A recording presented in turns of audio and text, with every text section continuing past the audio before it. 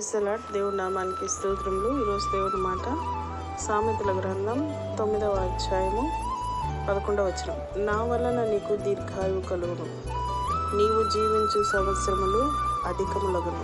ఆమేన్. ప్రార్థన. పరిశుద్ధుడైన మా దేవ, మీరు ఇచ్చిన ఈ శుభదినాన్ని బట్టి స్తోత్రములు. నా దేవ, ఈ ఉదయకాలం దేవ, మీ సన్నిధిలో మీరు ఇచ్చిన వాగ్దానాన్ని బట్టి స్తోత్రములు.